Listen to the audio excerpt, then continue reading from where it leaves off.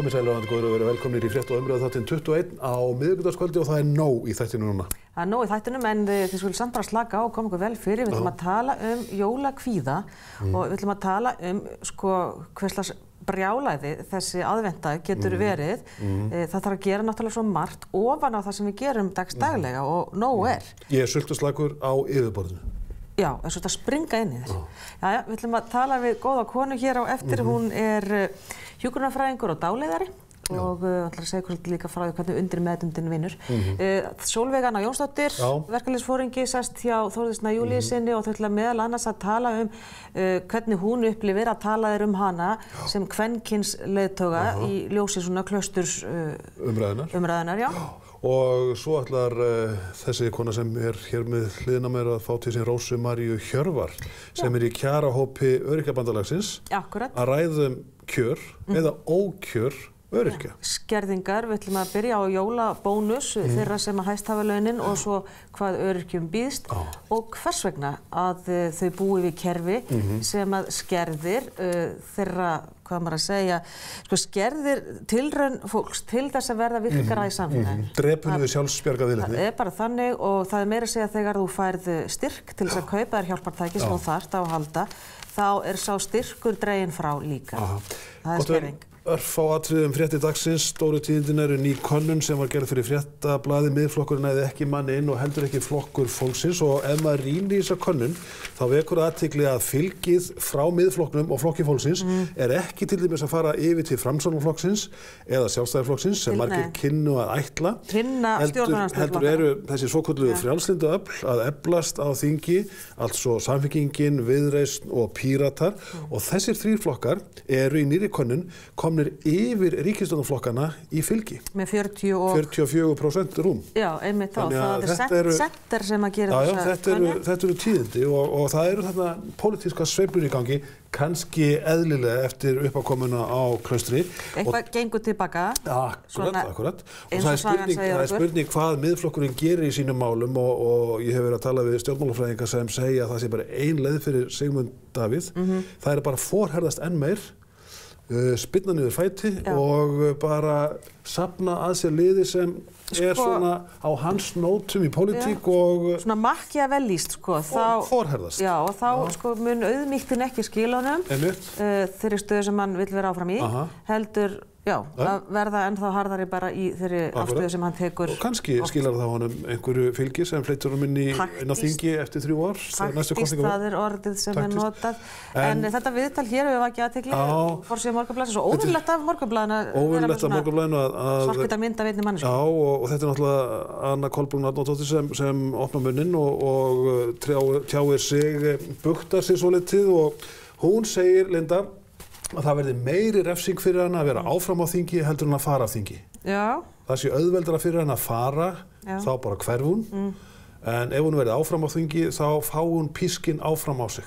Hún er svolítið að tala inn í það. Hún segir, ég ætla ekki að vera meðvirk. Ég ætla ekki að verða konan sem fer. Ég ætla ekki að taka ábyrgð á orðum annara. En það væri það mjög skrítið að ef einn úr hópnum færi og það væri konan.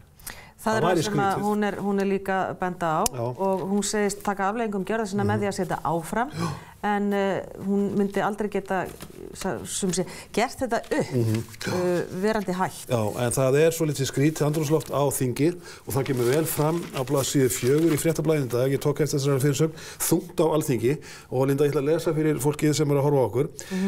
Klaustusupptökurnar setja svip á störf Alþingis, þingmenn sem Fréttablaðið ræddi við segja stemninguna jafnvel þrúgandi. Þau vantreysta okkur alveg jafn mikið og þau skynja þegar við vantreystum þeim, þannig að þetta er alveg tvöfalt vandræðalegt, segir einn þingmaður. Tvöfalt vandræðalegt, það er kannski orð dagsins. Erfiður vinnustaður að vera á. Já, svo rakst ég á það hérna í Markanum sem er fínt fylgiritt Fréttablaðsins sem Hörður Ægisson er ritstýrir af alkunnri snilld sinni og ég fór að fletta Markanum og fór hérna inn í miðjan og á blaðsíðu 9 ef ég man rétt og þar er verið að tala við framkvæmdastjóra Sindamanni sem býr til fallegar úlpur. Dagný Gunnarsdóttir, framkvæmdastjóri Sindamanni, segir að 25% tekna fyrirtækisins megi rekja til ferðamanna en gott og vel, nú geta ferðamenn leigt Sindamanni úlpur. Það er að leigja sér úlpu og hvers vegna ekki? Úlpan kostar kannski 100.000. Þú ert að fara í eina ferð og þetta bara tímabært. Mér finnst þetta svo snjallt. Já. Eigum við ekki að leigja okkur bara úlpu í vetur? En tókstu eftir því hvað það kostar? Nei, en það örugglega ódýrara heldur en að kaupa. Þannig að syndamanni þarf að tryggja allar úlpurnar sérstaklega og svona. En þetta er bara, þetta er rökrétt. Já. Rökrétt. Gott og vel, við skulum fara að skipta hér yfir að Háborinu þar sem Rósa María Hjörvar að setjast niður með Lindu Blöndal til að fjalla kjör öryrkja, eða eigum við að segja ókjör.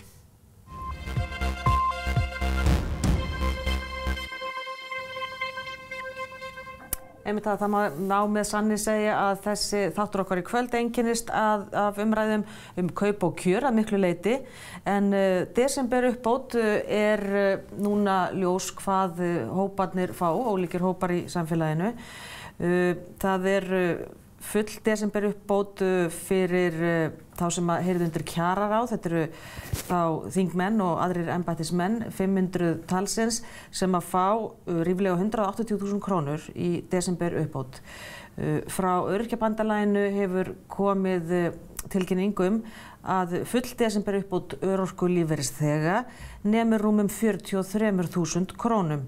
Þarna er mikill munur, hann er meira en fjórfaldur.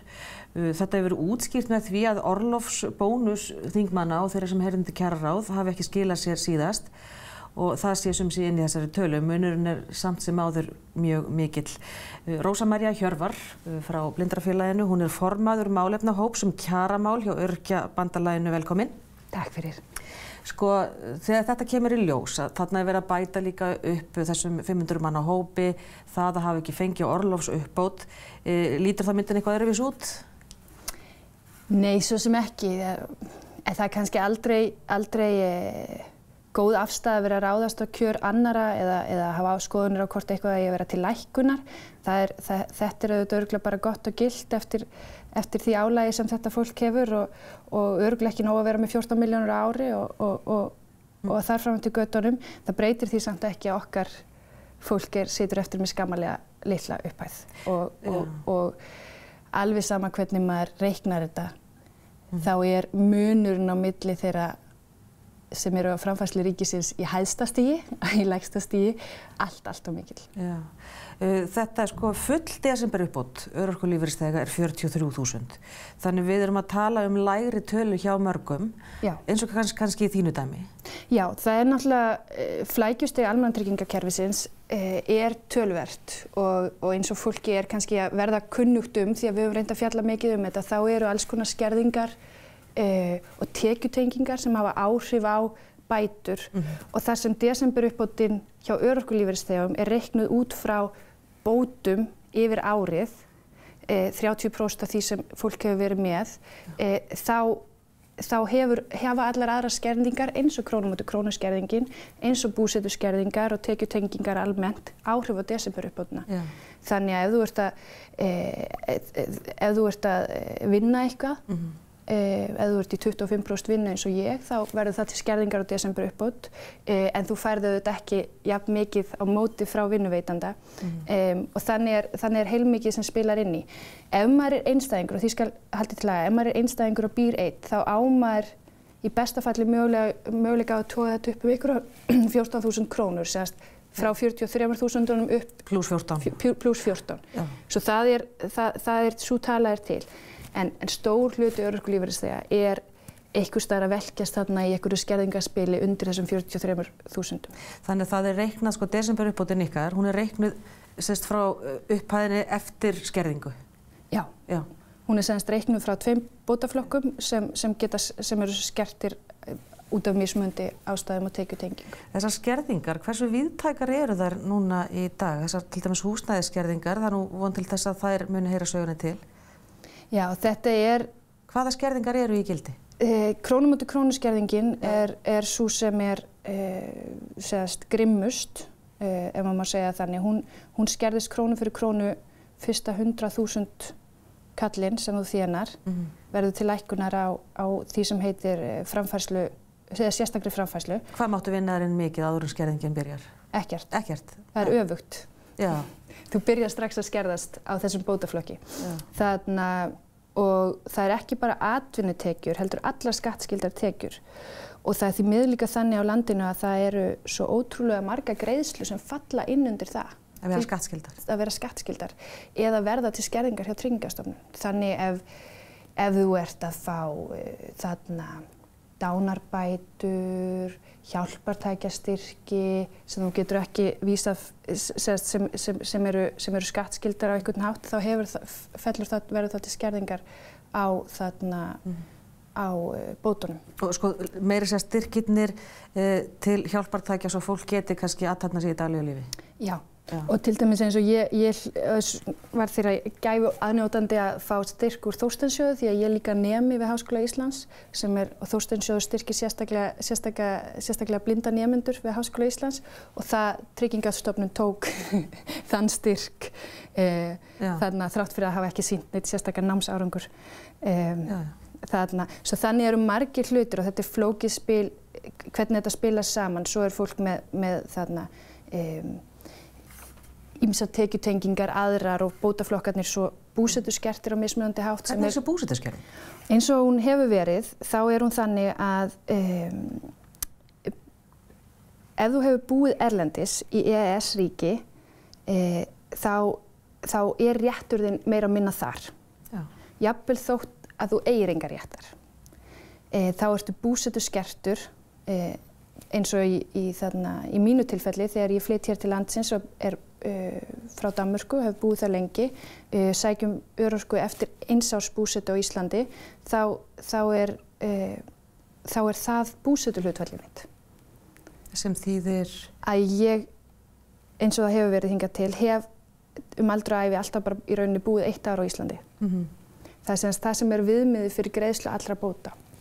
Þetta eitthvað sem hefur verið að bitna alveg gífurlega á fólki því að þetta þýðir að þú ert langt undir öllum viðmiðum. Og það líka desemberuppbótin og líka þá hefur í rauninni enga framfærslu og maður hefur mjög sjaldan geta sótt eitthvað til annarra landa því að það oftast háð búsetu í því landi. Og þessi hópur gjarnan fólk sem kannski einmitt að koma heim til þess að sækja sér lækningar eða að vera nálægt fjölskyldu í veikindum eða eitthvað slíkt en getur ekki reitt sig á að hafa rétt á framfærslu hér, jafnvel þótt að hafi alist upp hérna eða eigi foreldra hér eða annað slíkt. Fengum álit umboðsmanns í sumar sem segir að þetta sé ekki réttmætt framkvæmd, að EES-samningurinn og norræni samningurinn eigi að vernda fólk sem flytur svona á milli landa, að það eigi að vera tryggð framfærsla og nú virðist það sem að ráðuneytið sé komið á það líka og þessari framkvæmd verið breytt. En eftir stendur að 1. desember fengu þeir öryrkjar sem eru búsetuskert á desemberuppbót. Þrátt fyrir álit umboðsmanns hafi verið í sumar og annað slíkt. Svo það er fullt af fólki sem kvíðir jólahaldinu og hefur ekki bara neina stöðu til þess að taka þátt í þessari veislu. Já, einmitt.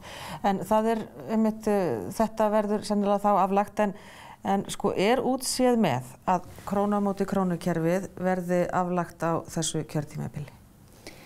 Það er góð spurning. Það er meiri hluti fyrir afnámi krónu á móti krónu meðal þingmanna sem nú svo skrítið að við búum við þingræði og það er meiri hluti fyrir ykkur en það kemst samt ekki í gegn.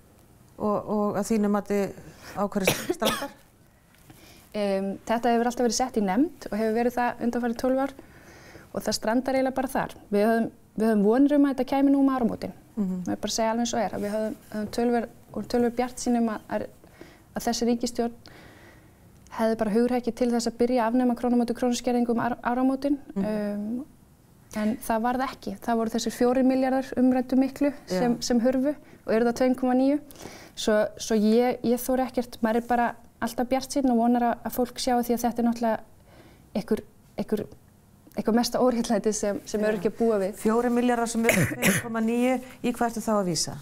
Þá er ég að vísa í þá 4 milljarða sem samkvæmt fjármálaáætlun ríkisstjórnar stóð til að setja inn í örorkumálaflokkin áramótin. Já, sem að meiri hlutanefnd þá á milli fyrstu og annarra umræðu fjárlögum, þá breyttust þeir í 2,9 og eiga að vera til greiðslu 1. apríl aftur háð þessari blessuðu nefnd sem þarf að klára sína endurskoðun. Þannig ýtist þetta alltaf á undan okkur og minnkar upphæðin í tæknina. Ég veit að sko, nú vekið þið líka athygli á því að Katrín Jakobsdóttir sagði á Alþingi 27. nóvember að framlög til ykkar hafi aukist 9 milljarða í 2 fjárlögum. Þið fóruð á stúfana og sendu fyrirspurnir í 3 ráðuneyti sem við koma málum og þar hefur komið svar, það hafa engir 9 milljarðar verið settir í kjarabætur til örorkulífeyrisþega. Þegar þetta svar kemur, hvað getið þið gert? Sko, er umræðan kjör öryrkja, er hún bara jaðarsett, má orða það svo? Hún hefur verið það til fjölda ára og við sjáum að undanfarin áratug og jafnvel áratugi þá hafa öryrkjar dregist alveg ofsalega aftur úr og hafa til dæmis ekki notið neinna leiðréttingar eftir hrun eins og aðrir hópar í samfélaginu og höfum verið svona á kantinum og kannski ekki komist að, en ég held nú að það sé að sýna sig á sanna að þjóðin sé að verða upplýst stöðu mála. Það eiga allir frænda eða frænku með gigt eða sjónskerðingu eða þarna andlega vanda sem að glíma við þetta kerfi og reynslan að verða mjög mikilli almenni þekkingu, svo ég held að það þýði ekki lengur neitt fyrir stjórnvöld að vera að reyna að halda svona fram. Hins vegar verðum líka að hugsa til þess að þetta bitnar ekki bara á öryrkjum, þessi svona orðræða, því að þetta með að halda því alltaf fram að meira hafi verið gert en hefur í raun verið gert. Sérstaklega svona miklu meira, því að þetta dregur undan trausti almennings á stjórnvald. Þegar það er alltaf verið að segja eitt og gera annað, þá er þetta raunin að grafa undan lýðræðinu okkar og verðum ekki mein þannig, svo reiðin er mikil. Já, reiðin er mikil, já. En sko, til dæmis króna á móti krónu kerfið, mun það kosta ríkissjóð eitthvað þá svo mikið, það hinn raunverulega ástæða? Við gerum okkur ekki alveg grein fyrir hvað hinn raunverulega ástæða er. Þess að geta skerða bæturnar áfram? Auðvitað kostar þetta pening og það hafa verið gerðir 2 útreikningar og annar var svona rétt í kringum 10 milljarða og hinn í kringum 12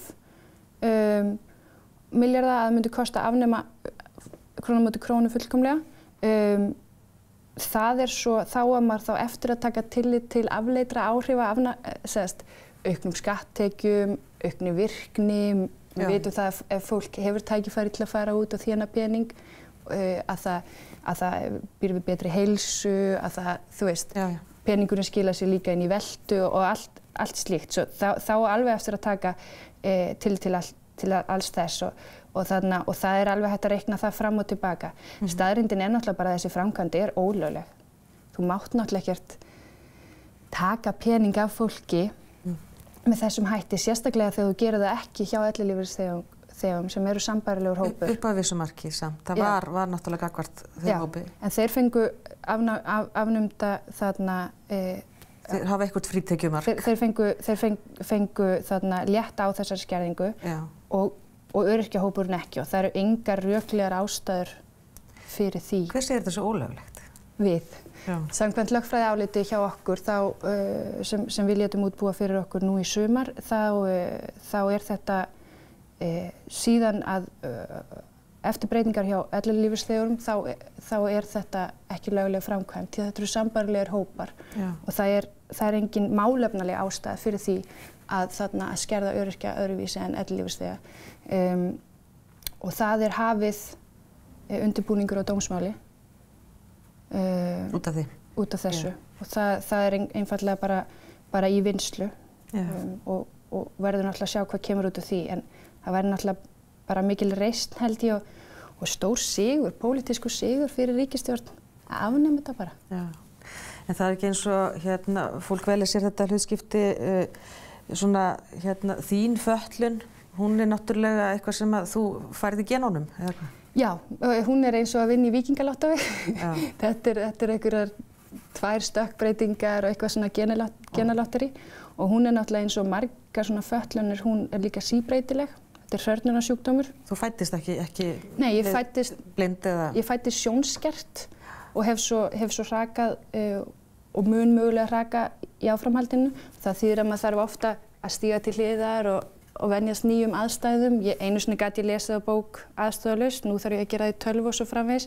Þetta er svona mjög sveigjanlegt ástand og þegar maður er að tala um það að reyna að fá einstaklinga eins og mig inn á vinnumarkað og slíkt, þá þarf líka að vera rými fyrir þennan sveigjanleika. Akkurat. Og það er eitthvað sem við þurfum svolítið bara að huga öll saman, hvernig við gerum. Og það er ekki hægt að gera það bara með því að lemja örorkulífeyrisþega fjárhagslega í höfuðið. Nei. Þetta er eitthvað sem maður að glöggva sig æ betur á, það er að segja fjárhagsleg staða, kjaramál, öryrkja.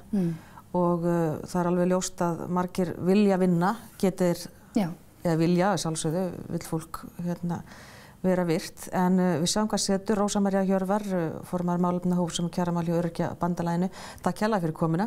Takk fyrir mig. Og hér rétt á eftir Þórður Snær Júlíusson verður með Sólveigu Önnu Jónsdóttur og formann Eflingar og síðan ætlum við líka að tala um jólakvíða. En verið endilega með okkur.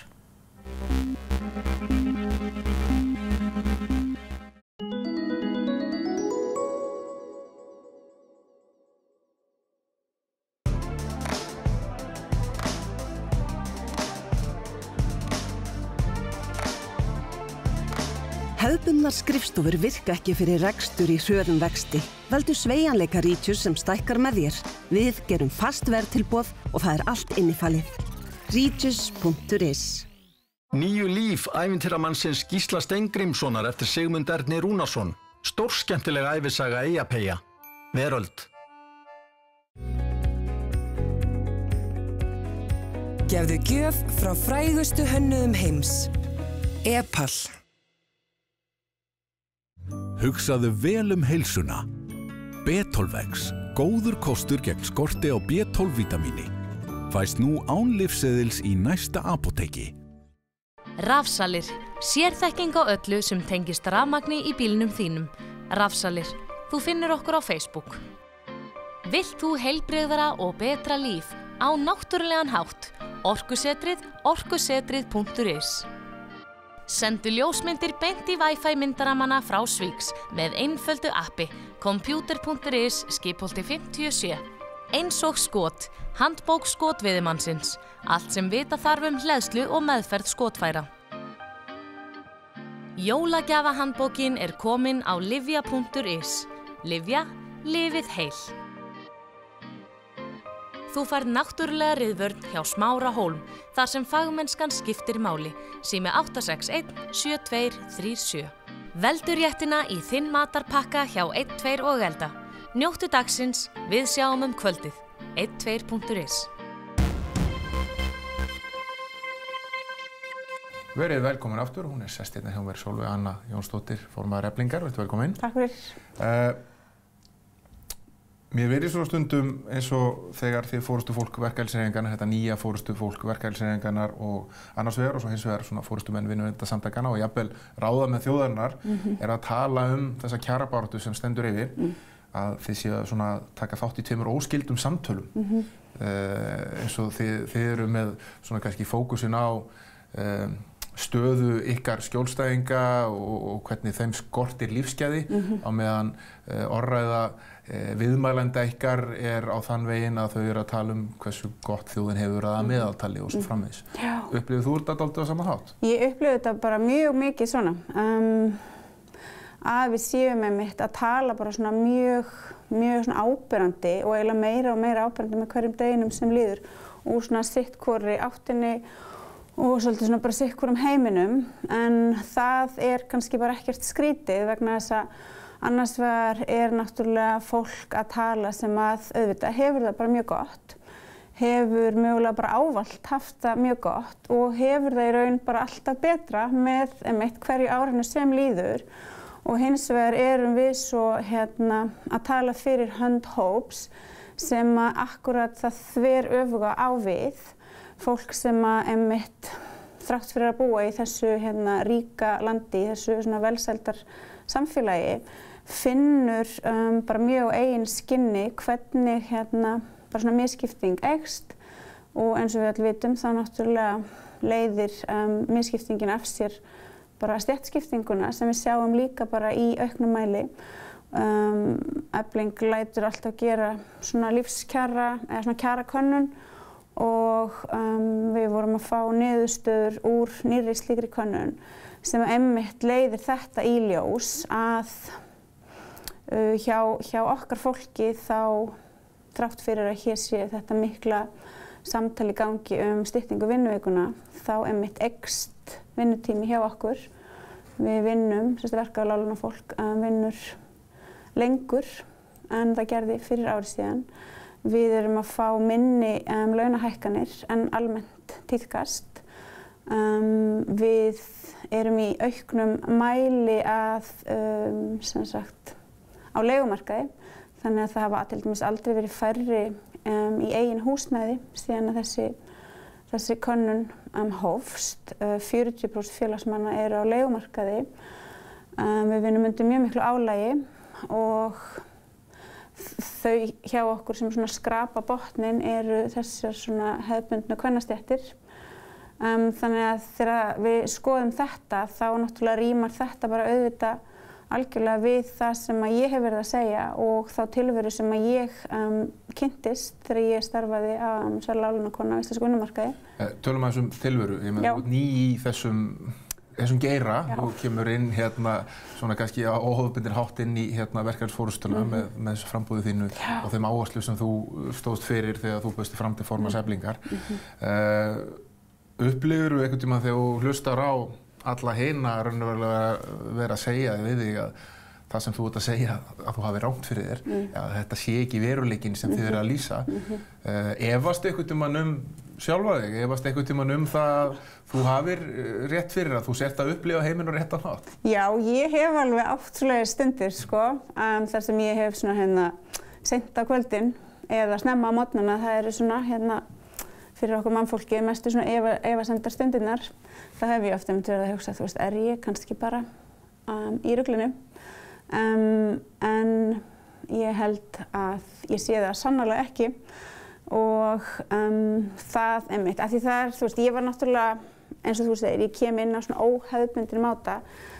Þannig að mín svona innkoma og ástæðan fyrir því að ég fer af stað auðvitað bara mjög mótuð af minni tilveru og auðvitað líka bara tilverunni sem ég deildi með mínum samstarfskonum og svo framvegis.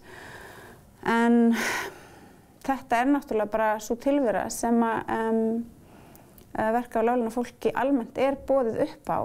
Auðvitað höfum við það misslæmt en því miður eftir því sem að þetta kerfi sem að hefur verið hér við lýði á Íslandi eftir því sem að það svona nær að festa tökin meira, þá náttúrulega það óumflýjanlegt að fleiri fara inn í þetta líf og þegar við bætum svo við til dæmis því ástandi sem hefur fengið að ríkja hér algjörlega hömlulaust á húsnæðismarkaði, þá versna lífskjör okkar enn meira vegna þess að eins og kemur fram í nýrri viðhorfskönnun sem að Íbúðalánasjóður lét gera hjá leigjendum, þá eru það þeir leigjendur sem hafa lægstu tekjurnar sem eru í verstu stöðu þurfa að greiða gríðarlega stóran hluta af sínum ráðstöfunartekjum í leigu og jafnframt búa við mesta óöryggið.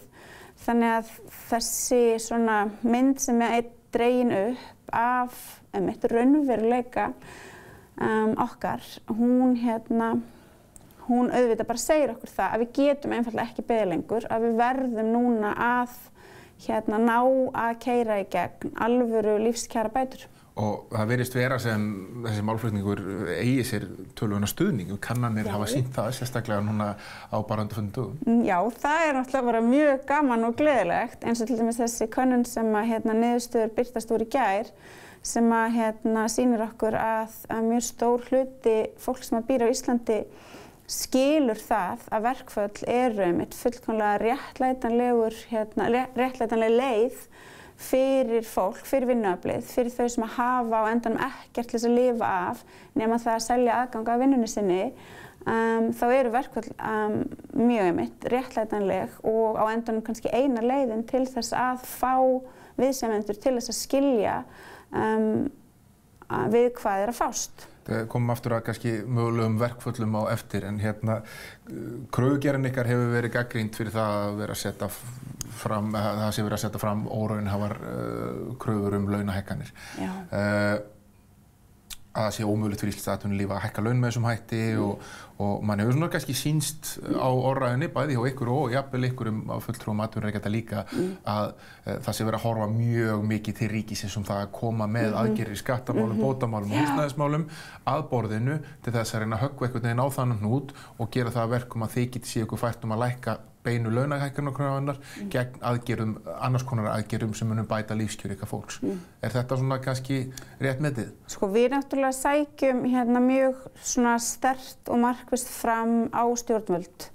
Bæði þegar það snýr að skattamálum vegna þess eins og meðal annars rannsóknir Stefáns Ólafssonar hafa sýnt fram á, þá hefur skattbyrði verið aukin markvisst á tekjulægsta fólki í samfélaginu í þeim tilgangi að létta henni af efnahagslegum forréttindahópum. Þannig að það er náttúrulega augljóst að við það verður ekki lengur unað. Á sama tíma og þetta hefur verið gert þá hafa einmitt barna- og vaxtabætur verið skertar bara mjög rösklega eins og sem betur fyrir fleiri og fleiri eru að átta sig á. Svo auðvitað eru það þarna húsnæðismálin sem eru gríðarlega mikilvægur partur fyrir okkur, bara fyrir alþýðu þessa lands.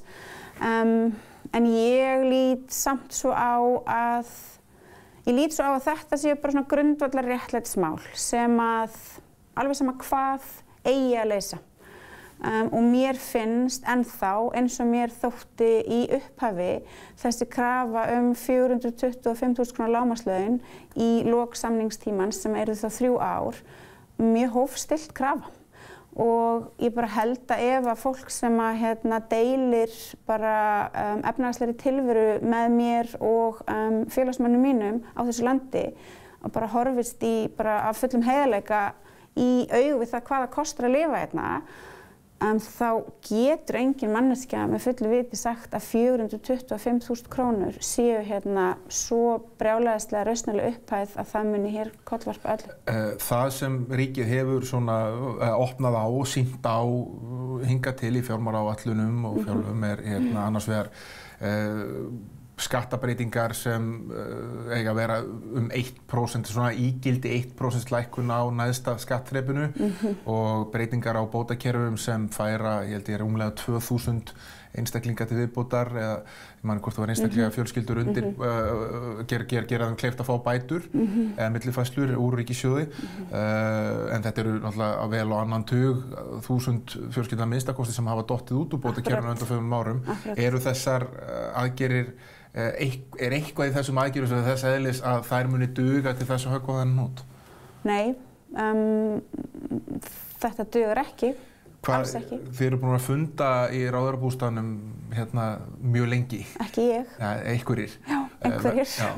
Stórir hópar sem eru búin að funda þarna og eiga þetta samtal við stjórnvöld. Þú hlýtur nú væntanlega að vera upplýst það sem á sér stað að einhverju leyti á þessum fundum. Er að koma eitthvað út úr þessari vinnu? Erum við komin eitthvað nær einhvers konar þjóðarsátt sem allir hlutaðeigandi geta sætt sig við? Ég hef ekki setið þessa fundi vegna þess að það er náttúrulega svona aðkomunni að því hverjir fá að setja þessa fundi henni er stýrt og þannig að fulltrúar verka og láglaunafólks já, það einhvern veginn er passað upp á það að það séu ekki allt og margir svoleiðis á þessum fundum. En það sem ég hef heyrt, það gefur mér ekkert endilega miklar vonir að lausnin sé eitthvað á næsta leiti. Við í Eflingu erum að láta vinna skattatillögur fyrir okkur. Stefán Ólafsson og Indriði Þorláksson eru saman í þeirri vinnu. Þannig að ég bind miklu frekar vonir við að lausnin komi bara frá okkur sjálfum og þegar við leggjum okkar hugmyndir svo fram fyrir stjórnvöld þá náttúrulega er það svo þeirra að skoða og svo er það þá þeirra líka að meta hversu mikill viljinn í raun til þess einmitt að viðhalda stöðugleikanum eins og þeim verður mjög tíðrættum en raunverulegum stöðugleika sem að byggir á einhvers konar í það minnsta tilraun og einhvers konar upphafi á því að tryggja efnahagslega réttlæti hér á þessu landi. Hvenær von á því að þessar tillögur frá okkur? Bara mjög fljótlega. Þær munum bara liggja fyrir mjög fljótlega því að við erum bara að vinna hratt og örugglega og svo vonandi geta þær tillögur þá orðið í raun bara tillögurnar sem að ASÍ leggur fram. Það væri náttúrulega best ef að ASÍ geti sameinast það að leggja fram þessar tillögur sem sínar. Hafið átt samræður við til að mynda nýkjörinn forseta ASÍ og nýja stjórn ASÍ það hvort að það komið til greina? Já, ég náttúrulega siti í miðstjórn ASÍ og jafnframt í efnahags- og skattanefnd ASÍ. Þannig að ég svo sem bara mjög vongóð að þessu geti orðið. Ef ekkert að þessu gengur upp, við erum komin eiginlega á ögurstundu, samningar á lausir áramótin og við erum komin inn í desember. Það margt, við þekkjum það sem hefur unnið mikið í kringu stjórnmál í lengri tíma, desember svona oft á tíðum dálítið galinn mánuður, það verið að klára fjárlög og allt þetta og svo má segja að augu stjórnmálana séu annar staðar en þau eru venjulega núna í dag vegna ýmissa svona óvæntra uppákoma, við getum orðað þannig að það kannski ekki rosalega mikið svigrúm fyrir það fólk sem þarf að vera að sinna því að koma með þessar lausnir sem þið eru að kalla eftir að borðinu til þess að koma með þær á borðinu núna. Ertu vongóð þetta hafist? Ég bara trúi ekki öðru en að fólk taki þessu bara mjög alvarlega og leggi sig allt fram að einbeita sér að þessu verkefni. En svo auðvitað veit ég samt eins og þú bendir á að það bara auðvitað mjög margt annað sem að athyglin beinist að og svo náttúrulega veit ég líka að þau sem að stjórna þessu landi þau vilja taka sér langt og gott jólafrí. Þannig að við sjáum hvað gerist en við allavega erum á fullu. Það allavega staðreyndin. Ég skal kannski spyrja þessar spurningar aðeins öðruvísi. Finnst þér tíminn núna á undanförnum mánuðum hafa verið vel nýttur til þess að finna lausn á þessu? Nei, ég held ég verði að taka þar undir með mínum góða félaga Vilhjálmi Birgissyni að tíminn hefur ekki verið vel nýttur. Við aftur á móti höfum í Eflingu ákveðið að nýta tíma okkar mjög vel. Þar sem að við erum annars vegar bara að vinna þessa vinnu sem að snýr bara svona beint að þessum kjarasamningsmálum. En svo erum við líka bara að heyja okkar baráttu bara á fleiri vígstöðum. Við erum að senda frá okkur auglýsingar og svo framvegis. Við erum að reyna að vera svona virk á félagsmiðlum og miðla svona okkar boðskap til sem flestra. Og ég ætla bara að fá að segja til dæmis þessi könnun sem að niðurstöðurnar birtust úr í gær sem að snýra svona almennu samþykki íslensk almennings á því að verkföll séu réttlætanleg. Ég ætla bara að trúa því að okkar svona vinna í því að kynna bara lífskjör og kynna tilveru láglaunafólks á Íslandi fyrir almenningi, þarna séum við að uppskera. Komum við kannski eftir að verkföllum. Ef að það næst ekki saman, ef að við segjum að það slitni upp úr viðræðum núna einhvern tímann í desember eða snemma á næsta ári og það gengur ekki hjá sáttasemjara, hvenær geturðu séð fyrir þér að mögulegar verkfallsaðgerðir gætu þá hafist? Eru þið búin að ræða það eitthvað? Eru þið byrjað að plana það hvernig þau getur verið?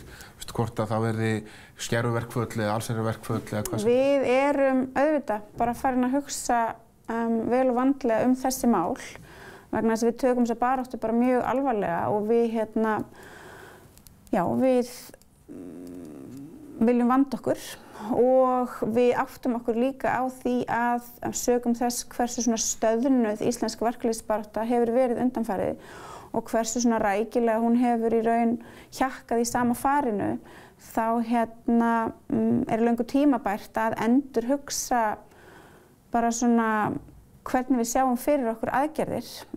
Við náttúrulega á Íslandi eru öll svona verkalýðsmál mjög svona niðurnjörfuð í bara svona lagaramma og hérna, þú veist, það er allt svona spilast eftir mjög föstum reglum og þetta er náttúrulega hefð sem að byggir á því að það sé einhvers konar réttlæti í samskiptum hérna atvinnurekanda og svo vinnuaflsins en svo þegar að kapítalisminn svona skiptir hérna gír og keyrir sig svona inn í nýfrjálshyggjuna og alþjóðavæðinguna með öllu því uppnámi sem að því fylgir fyrir vinnuaflið, þá þarf vinnuaflið líka að endurhugsa hvernig það ætlar að berjast. Þannig að við erum bara á fullu að hugsa okkur í gegnum þessi mál og erum að leyfa okkur að vera hugmyndarík, róttæk og svona alþjóðasinnuð að því leyti að við horfum út í heim og fáum innblástur frá fólki sem að berst þar. Kannski að skipta þessu gírið í lokin, bara líkt og rættum á að þú kemur inn í þetta starf núna bara fyrir ár, svona kannski kona í heimi sem hefur verið frekar kallaður. Verkalýðsforystan hefur núna uppistöðu verið kallar á undanförnum áratugum. Og svo ertu róttækari en margir eiga að venjast að minnsta kosti svona undanfarnar kynslóðir og sannarlega ekki verið neina lokkmála í kringu þig eða aðra nýja forystumenn í verkalýðshreyfingunni á þessum síðustu mánuðum sérstaklega. Umræðan hefur oft verið mjög hörð og það sem sagt ykkur oft á tíðum illskeytt og hart. Hvernig hefur þú upplifað þetta? Er þetta miklu meira en þú átti von á? Tekur þetta mikið inn á þig? Er þetta svona, mér finnst þetta svona kannski samhengisvegna vegna þess að núna er allt í einu komið upp þessi umræða það hvernig til dæmis ráðamenn tala annað fólk.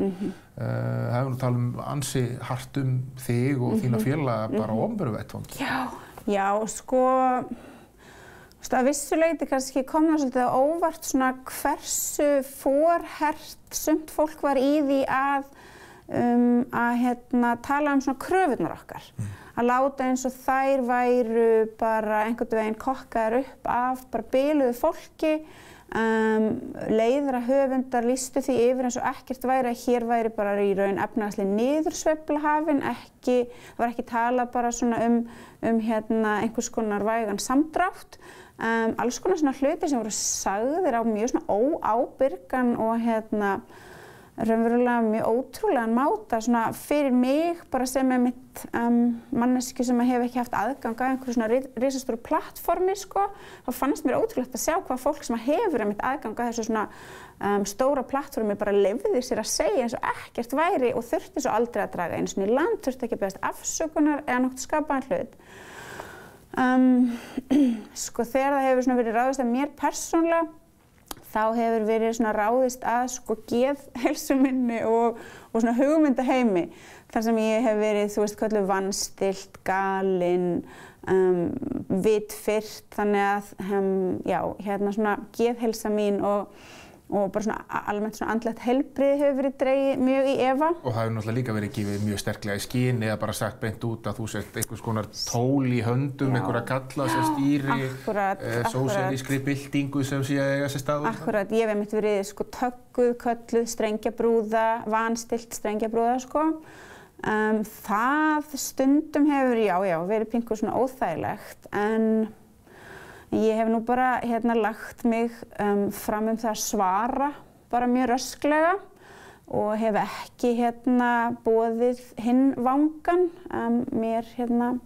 Ég kann það ekkert sérstaklega vel og ég held að það hafi kannski bara borið ágætis árangur því að ég get ekki betur séð en það hafi svona sljákkað aðeins í svona mesta hastarnum.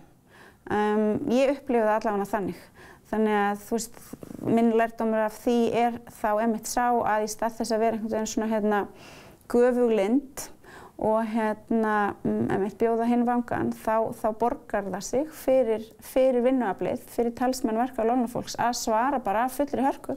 Ertu svona út af því að það er sannlega þannig að þú hefur oft á tíu svarað af mikilli hörku tilbaka. Ertu alveg sátt með öll þau tilsvör? Er eitthvað sem kannski þú að farið yfir yfir strikið með? Nei, ég get ekki sagt það. Ég get ekki sagt að ég hafi farið yfir strikið, einfaldlega þegar ég bara horfi á bara tilveru þess fólks sem ég vil berjast fyrir, hvort sem það eru íslenskar láglaunakonur, hvort sem það eru mínir aðfluttu félagar, fólk sem er að komast á lífeyrisaldur, eignalaust, fátækt íslenskt fólk sem hefur þó streðað hér alla sína ævi, þá held ég að ég hafi bara verið akkurat á réttum stað þegar ég hef svarað. Sólveig Anna Jónsdóttir, takk kærlega fyrir komuna. Takk fyrir. Við komum aftur hér strax eftir auglýsingar.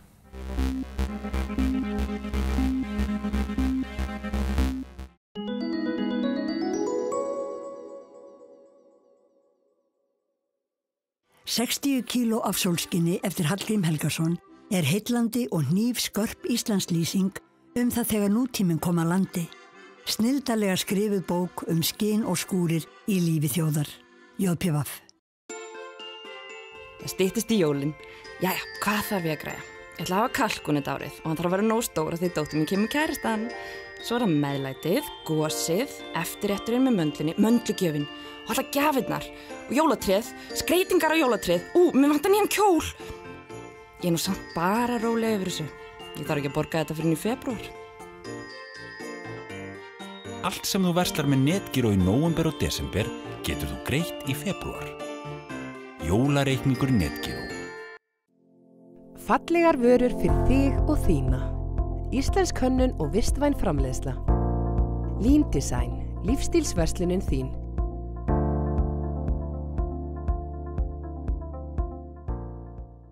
D-Lux eru bragðgóð D-vítamín munnspray frá Better You sem skila þér hámarks upptöku vítamína.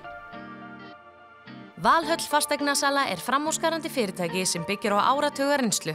Valhöll í Reykjavík, Snæfellsnesi og Höfn í Hornafirði. Bernharð Laxdal, dásamleg dömubúð í 80 ár. Laxdal.is, Skipholti 29. Nýja heimilið þitt hjá Heimavöllum. Yfirlit yfir lausar leigueignir á heimavellir.is. Heimavellir, örugg leiga. Gandreið á geimöld seinna bindi af sjálfsævisögu Ragnars Arnalds, fyrrum þingmanns og ráðherra. Tindur. Hátíð í bæ ný jólahapaþrenna, tilvalin fyrir jóladagatal hapaþrennunar. Hapaþrennan, skemmtilegt að skafa. Hvernig væri að renna suður með sjó og fá sér góðan mat og góðan bjór? Fish House, Grindavík. Vönduð ljós fyrir heimilið. Rafkaup Ármúla, rafkaup.is.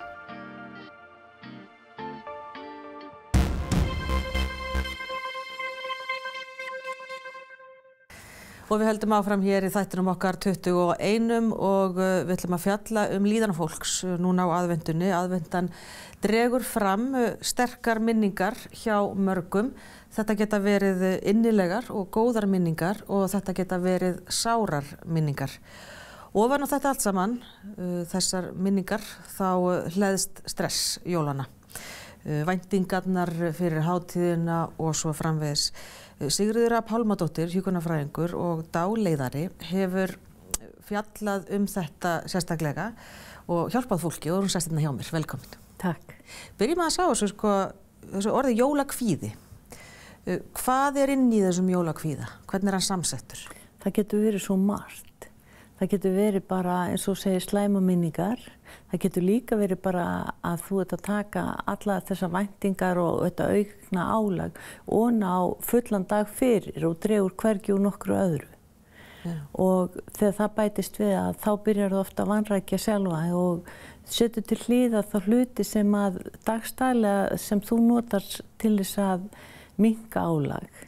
Við vinnum oft vel undir álag en þegar álag fer að vera stöðugt og varir töluverðan tíma þá fer það að vera hamlandi. Já. Og við byrjum að taka út leikfimi, sund, göngur og þetta sem hefur gert okkur gott og það eykur líka kvíðan. Já. Og svo eykur ennþá meira kvíðan ef þú ætlar að fara að kaupa í leið út úr jólunum. Ef þú ætlar að versla allt kredit og þá lengist kvíðinn fram í janúar, febrúar. Já, akkurat. Það verður auglýsa sums staðar, ég veit nú ekki á hvers vegum eða hvers konar greiðslumáti það en keyptu núna og borgaði í febrúar. Já, Og það ekki góð leið. Nei, það náttúrulega þekkt til margra ára að fá vísareikningin í febrúar. Já. Já, stóran og digran.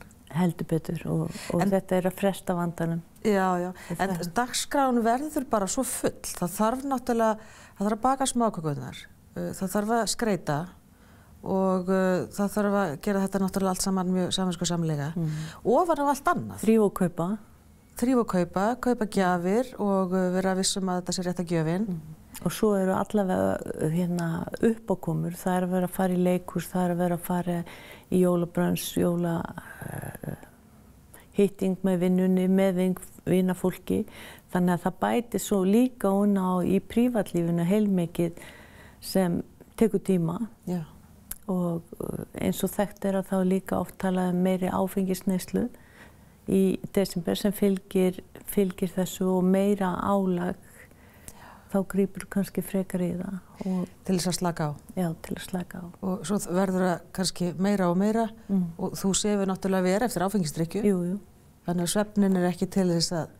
Eins góður og svo umferðin hérna á höfuðborgarsvæðinu orðin það mikil til dæmis að fólk að reyna að skjótast í hádeginu frekar að fara eftir vinnu og þá bíða kannski börnin líka og það borðar ekki eða borðar í bílnum, það mjög algengt og gleymir að drekka og... Já, glemur að fara á klóstið og allt þetta. Já, allt þetta sko, það er botnlaus keisla sko. Þú teiknar upp þessa mynd hérna og svo náttúrulega líka alla þessi jólabrönns og jólahlaðborðin og með vinnunni og ég meina börnunum en þá í skólanum, það þarf líka að læra heima og allt þetta kemur bara ofan á það. Þá þetta algjört brjálæði. Þetta aukið álag. Þetta svona 20-30% álag ofan á rúmlega fulla dagskrá sko. Hvað er fólk að gera? Kannski... Maður vill vera með í öllu. Já. Þetta getur líka verið svo gaman og maður spenntur og svona. En þú veist... Sumir vilja byrja fyrr, eins og ég veit fólk sem vinnur þannig vinnu eins og á hárgreiðslustofu. Það kannski að skrifa jólakortin í október og sumir kaupa jólagjafir allt árið. Ég veit reyndar ágætisvinkonu sem fann þar svo ekki jólun og þurfti að kaupa eiginlega allt aftur. En það svona, fólk reynir stundum að undirbúa sig. Sumir að kaupa útsölunum í janúar til að eiga og jólaskraut, en ég held kannski bara að minnka þessa neyslu. Ég myndi allavega, mér finnst ofsalega mikilvægt að fólk sé saman og hafa notalegt, að það sé ekki þetta stress og þú sért ekki að bæta á þig eins og út af þrifum. Það er svo dimmt á þessum tíma, við sjáum hvort sem ekki nei. Bara hafa kertaljós og kósí og gleyma riggnóðrunum sko. Allavega rétt að lágmarka það, en þú ert hjúkrunarfræðingur og dáleiðari. Já. Þú hefur verið að aðstoða fólk. Já. Út af jólakvíða. Hvernig hefurðu... Og kvíða. Já, og kvíða. Hvernig hefurðu hjálpað fólki? Öll dáleiðsla leitt sjálfsdáleiðsla. Þannig að fólki í raun og veru hjálpa sér sjálft. Ég kenni því pínu og fylgir því eftir leiðbeinni. En ef þú vilt breytingar, þá nærðu yfirleitt fram breytingum. Þannig að þetta allt í kollinum á okkur. Og við erum með það sem við segjum hugsun, eða getum nefnt það svoleiðis, og dagvitundin okkar, eða núvitundin, hvað fólk vil kalla, ekki nema 20%.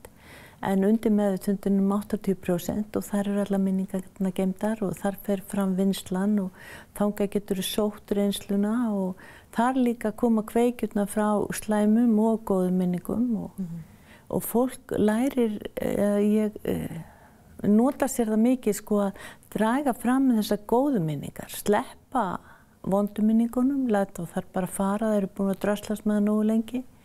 En reyna að draga fram góðu minningarnar og gera sér, fá svona góða tilfinningu í kroppinn út frá því.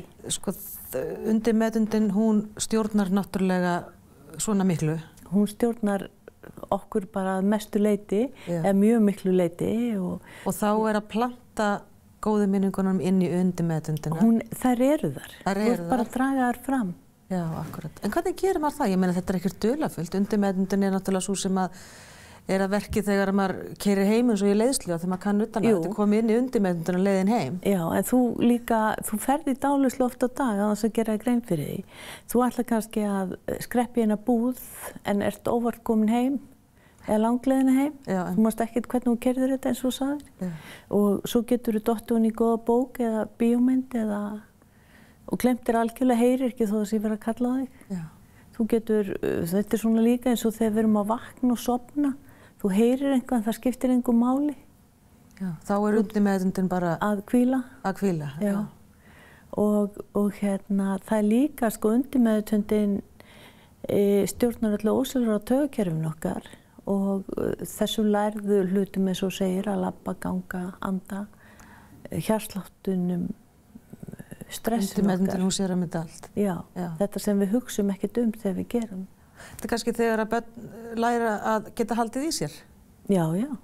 Og svo líka setur inn vissa hluti eins og lítið barn sem þú kennir á það að þú labbar ekki yfir á rauðu ljósi. Og þegar barnið eru stærra þá gerur sér grein fyrir því að það getur hlaupið yfir að það eru ekki bílar. En rauða ljósi samt fylgir okkur eiginlega út ævina sem hætta. Það er búið að festa það í. Það er búið að festa það inni sem slíkt. Græna ljósi allt í lagi, en rauða ljósi hætta. Og við sem fullorðnir einstaklingar, við til dæmis keyrum ekki yfir á rauðu ljósi þó við getum labbað yfir á rauðu ljósi ef við pössum okkur meðvituð. En hvernig talar maður við undir meðvitundina? Þú segir sjálfsdáleiðsla sem kannski svona bara að sefa sig, að koma sér í ákveðin svona hugleiðsla ástand eða hvað? Ekkert endilega. Þú þarft eiginlega að taka það sem svo gaman af því að margir að kenna og leggja áherslu á núvitund. Þú sért á staðnum, akkurat hér og nú og hvergi annar staðar. Það má eiginlega segja að dáleiðslan sé alveg versus við það. Þú leyfir þér að fara eitthvað annað því að talmáti eða málfar undirmeðvitundarinnar ímyndunaraflið. Og ef þú notar það, til dæmis bara eins og getur sagt að ég hafi ákveðið að fara í þetta viðtal alveg skítrætt og ég segi bara hérna frammi, ok, þetta verður allt í lagi. Þú veist, ég sé þess að þætti og þetta getur ekki verið neitt hættulegt. Og þá ég í raun og veru bara ákveða þá að gefa mér mynda mér í þessu viðtali sem þannig að það verði allt í lagi. Já, og þú býr til ákveðna ímynd. Já. Og talar við þig og festir hana þá? Inni. Já, hana inni. Eins og þegar fólk vaknar upp með mikinn kvíða, að þá getur það sótt góða minningu eins og hugsa bara, ok, í gær var ég að gera gott verkefni, ég var að skila þessu að mér og finnur stoltið yfir því og þegar það fyllir sig af þessu stolti og þessar gleði hafa lokið þessu og það sé bara að byrja á nýju verkefni í dag, að þá ítir það kvíðanum svolítið frá. Þú getur ekki borið svo margar tilfinningar í einu. Nei, já, akkurat. Þannig að þetta svolítið leikur að því. Þannig að undirmeðvitundin, þetta eins konar sarpur, svona sjálfstýrikerfi og við sækjum þangað með hugsunum okkar. Já. Það sem eitthvað gagnlegt eða hvað. Mjög svo. Já. Og eins og bara ég myndi spyrja þig, hvaða bók varst að lesa síðast? Og þú fyrir strax að hugsa og þú fyrir að sækja minningu og byrja hvaða bók var ég? Ég fyrir strax að minna nafnið á aðalsögutinni. Þú fer þangað nákvæmlega. Hugurinn svo öflugur og það óþarfi að við séum leiksoppar stressins, er það ekki? Algjörlega og það líka bara svo mikilvægt að maður gerir sér grein fyrir því að þú ræður. Það þú sem ákveður hvernig þér líður, ekki einhver annar. Nei, og ekki verið samanburði? Nei, alls ekki. Facebook bara bannað? Nei, það getur nú líka verið gaman. Já. En það svo gott að vita að maður sterkur og maður þarf ekki að líða svona? Nei, og þó það sé sagt eitthvað við þig þá skiptir ekki máli. Þú ákveður hvernig þú tekur orðunum sem eru sögð við þig. Og átti ekki að bera það á bakinu í mörg ári eða marga daga og ergjaði yfir því. Gott að fá þig hingað, Sigríður A. Pálmadóttir, hjúkrunarfræðingur og dáleiðari. Takk. Og við ljúkum þessu spjalli okkar sem að gott að hafa svona innra með sér á aðventunni. Ljúkum þættinum 21 í kvöld á því. Takk fyrir að horfa og verið sæl.